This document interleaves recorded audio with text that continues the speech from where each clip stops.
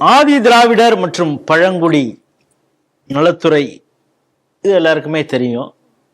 அந்த மக்களுக்காக நல்வாழ்வுக்காக அரசுடைய திட்டங்களை கொண்டு போய் சேர்க்கக்கூடியது அந்த துறை. இப்போ என்ன பண்ணியிருக்காங்கன்னா, புதுசாக வந்த தவேகா அரசு அதோடைய அந்த பெயரை மாற்றிட்டாங்க. என்னன்னா சமூக நீதித்துறை அப்படின்னு. அந்த சமூக நீதித்துறைன்னு பெயர் மாற்றி அரசாணை வெளியிட்டிருக்காங்க. இதனால அந்த துறையில என்னென்ன புரட்சிகள்லாம் நடக்க போகுதுன்னு நம்ம பொறுத்திருந்து பார்க்கணும். அந்த துறைக்கு உங்களுக்கு மிகவும் பிடித்தமான அரசியல் தலைவர் தான் அதுக்கு அமைச்சராகவும் இருக்கிறார், விசிகவுடைய வன்னி அரசு. இந்த செய்தியை எப்படி பாக்குறீங்க? சூப்பரான எம்எல்ஏ வன்னி அரசு. அவர் உண்மையிலேயே நான் கூட விஜய் கொஞ்சம் ஏதோ பரவாயில்ல, இந்த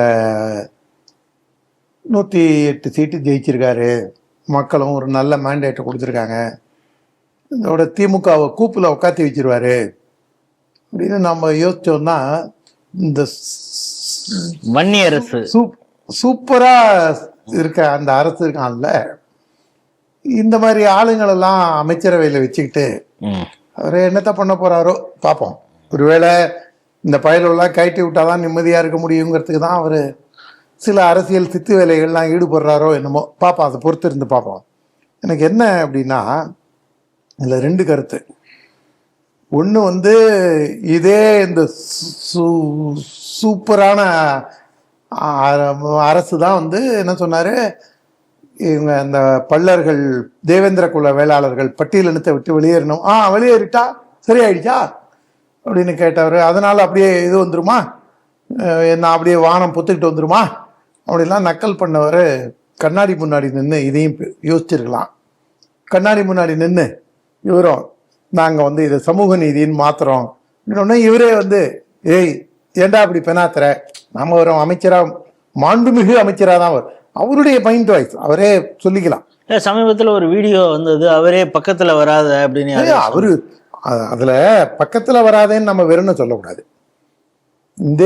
இந்த சூப்பர் அரசு இருக்காருல்ல, அவர் மோடியை எப்படிலாம் பேசினாரு, அண்ணாமலை எப்படி பேசினாரு, RSS பிஜேபி எப்படி பேசினாரு, நம்ம கட்சியில் இருக்கக்கூடிய தலைவர்களை இந்துத்துவா பேசுறவங்களெல்லாம் எவ்வளவு கேவலமான உரிமையில வக்கரமான தடித்த வார்த்தைகள்ல பேசினாரு. சாதாரண நிகழ்வுகள், கவர்னர் பேத்தி மாதிரி இருக்கிறவளை கன்னத்தை தொட்ட போது இவர் என்ன அதுக்கு ரியாக்ட் பண்ணாரு அப்படிங்கும்போது நாம் ஒன்றும் வக்கரமா பார்க்கல. இப்ப தீண்டாமையை கடைபிடிக்கும் விதமா கூட வந்த கட்சிக்காரனா போடா அப்படின்னு தள்ளி விடுறாரு. ஆனா ஒரு பெண் பக்கத்துல இருக்கும்போது அவங்கள்ட்ட அந்த பாடி லாங்குவேஜ் பாருங்க, பத்திரிகையில தான் இருக்காங்க, நாம ஒன்றும் கேவலமா பார்க்கல. வலைதளங்கள்ல அப்படி இருந்தாலும் நமக்கு என்ன டவுட் வருதுன்னா, உனக்காக வேலை செய்யறவன், உன்னுடைய கட்சியில இருக்கிறவன், அவனை நீ என்ன பண்ற படா அப்படின்னு தள்ளி விடுற. உனக்கு ஆம்பளை வராசினா பிடிக்கல அப்படிதான் எடுத்துக்க முடியும். சமூக வலைதளங்கள்லயும் அப்படி ஒரு பார்வை உங்களுக்கு இருக்கு. அவர் சமூக வலைதளங்கள்ல எழுதுறாங்க, நாம ஒண்ணும் சொல்ல. சமூக வலைதளங்கள்ல நிற்கும் போது உடனே அந்த அம்மாவும் ஏதோ விளக்கம்லாம் சொல்றாங்க. இந்த ஆளுடன் நின்னதுக்காக அந்த அம்மாவும் அந்த பழியை சுமக்குறாங்கன்னு நினைக்கிறேன். அதாவது பணமரத்துங்கீழ உட்காந்து பாலை குடிச்சாலும் கல்லு குடிச்சாலும் தானே சொல்லுவாங்கன்னு ஒரு முதுமொழி இருக்கு இல்லையா? அந்த மாதிரி நீங்க சேராத இடம் நிலை. நம்ம போட்டோக்கு போஸ்ட் கொடுக்கும் போது கூட யார் கூட போஸ்ட் கொடுக்குறோம், யார் கூட நிக்கிறோம், எப்படி நிக்கிறோம், எங்க நிக்கிறோம் அப்படிங்கிறதா இந்த சூப்பர் அரசை பார்க்கும்போது தான் நமக்கு தோணுது. இவர் தீண்டாமையை இவரே கடைபிடிக்கிறார். ஆனா இவர் சமூக நீதி அரசு அப்படின்னு ஒண்ணு சொல்றாரு. இப்ப சென்ற திராவிட மாடல் அரசும் இதே போல பல பெயர்கள் ஹாஸ்டல் பேர்லாம் சமூக நீதி ஹாஸ்டல்னு வச்சாங்க. ஆதி திராவிடர் நலப்பள்ளி அவங்க கண்ட்ரோல்ல இருக்கக்கூடிய பள்ளிகளுக்கு எல்லாம் சமூக நீதி பள்ளிகள் அப்படின்னு பேர் வச்சாங்க. அது நாமளே பேசியிருக்கோம். அது தென் மாவட்டங்கள்ல சில இடங்கள்ல அடிதடி தகராறுலாம் கூட ஆச்சு. நாகேஷ் ஒரு சினிமால சொல்லுவாரு, நாய்க்கு பேர் வச்சியே சோறு வச்சியா அப்படிங்கிற கதையா.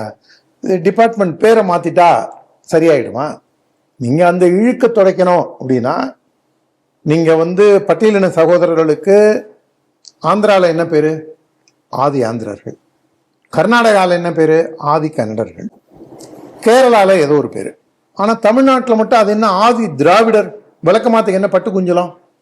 நாம வந்து திராவிடத்தை திட்டுறோம், உன்னை யாரும் தப்பா பாஞ்சு வந்து இந்த சமூகத்தை திட்டணுங்கிற மாதிரி குதர்க்கமா யாரும் வச்சுக்கூடாது. நம்ம பட்டியல் சகோதரர்கள், நம்முடைய ஹரிஜன சகோதரர்கள் அப்படிதானே சொல்றோம். நாம பட்டியலின சகோதரர்கள் நாம ஓன் பண்ணிக்காம வேற யாரும் ஓன் பண்ணிக்க போறாங்க.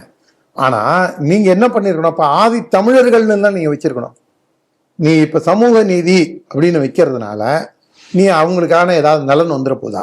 நீ ஆதி தமிழர்னு சொல்லி இவன் தாண்டா இந்த மண்ணின் பூர்வ குடின்னு கொண்டு வரத்துக்கு, ஒரு மாற்றம் கொண்டு வரத்துக்கு ஒரு வாய்ப்பு இருந்தும் அதை நீங்க தட்டி பறிக்கிறீங்க. அதுவும் யாரு, இந்த இந்த சூப்பர் அரசு இருக்காருல்ல, அவங்க தலைவர் திருமாவளவன் வந்து தமிழ் தேசியம் எல்லாம் பேசினவர்.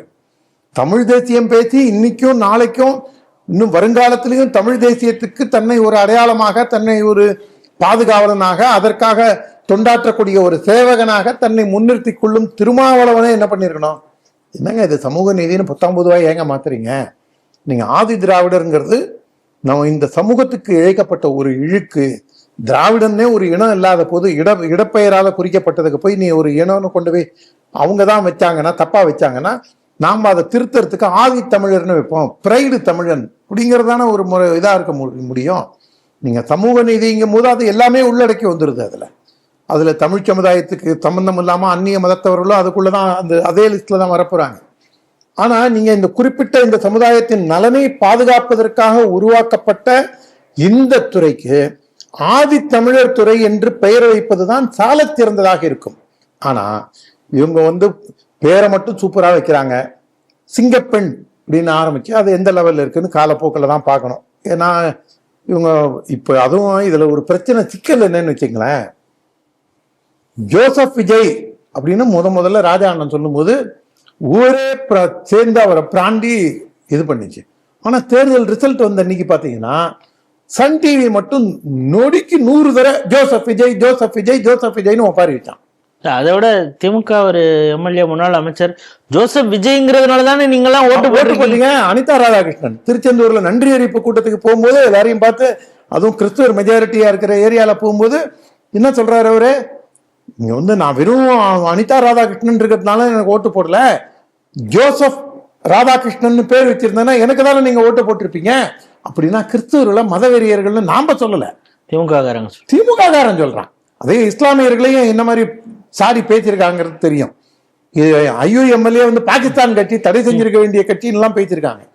அதனால இது இவங்க வந்து பேரை வச்சு பமாத்து பண்ணி திரும்பியும் ஸ்டிக்கர் ஒட்டுற வேலையை இவங்க செய்யாம ஒரு கான்கிரீட்டா இவங்க கொண்டு போறதுதான் இந்த டிபார்ட்மெண்ட்டுக்கு பேரே ஆதித்தமிழர் நல்வாழ்வுத்துறைன்னு வைக்கிறது தான் சிறப்பா இருக்குங்கிறது நம்முடைய கருத்து.